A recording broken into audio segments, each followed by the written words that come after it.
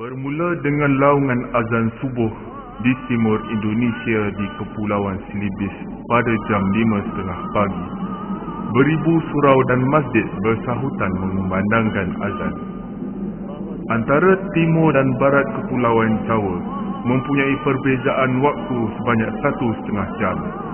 Azan akan bersahutan dalam jangka waktu ini, diikuti oleh Sumatera. Sebelum ianya berakhir di Indonesia, ia telah bermula di Malaysia, diikuti oleh Myanmar dan China. Dalam waktu 1 jam setelah ia bermula di Jakarta, azan bermula di Dhaka, Bangladesh dan berlarutan hingga ke barat India. Dari Kolkata ke Lucknow, seterusnya ke Mumbai dan Srinagar dan keseluruhan Kashmir.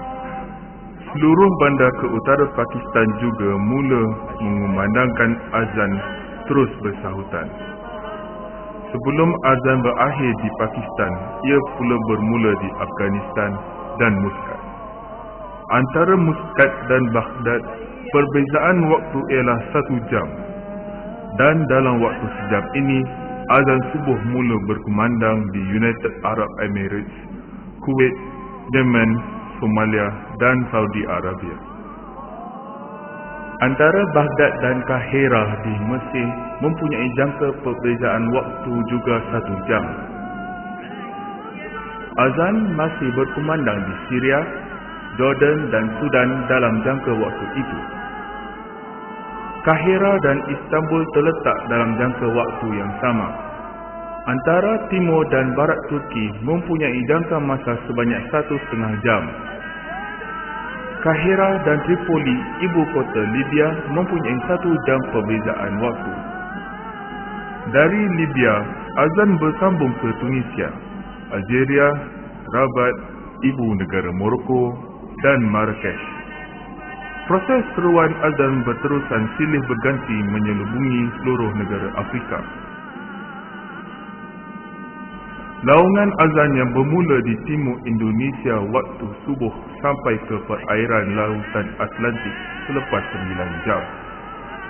Tetapi sejurus sebelum azan dikumandangkan di perairan lautan Atlantik, ianya telah bermula kembali di timur Indonesia menandakan masuk waktu zuhur.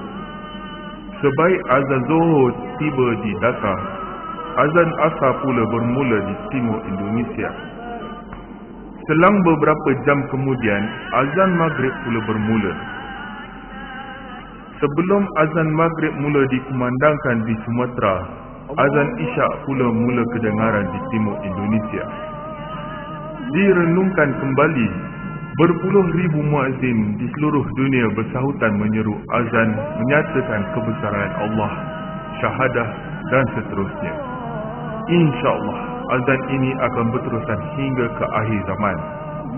Laungan azan merupakan satu fenomena yang agung yang akan sentiasa bertakhta di setiap sanubari umat Islam dan juga menandakan keagungan Islam.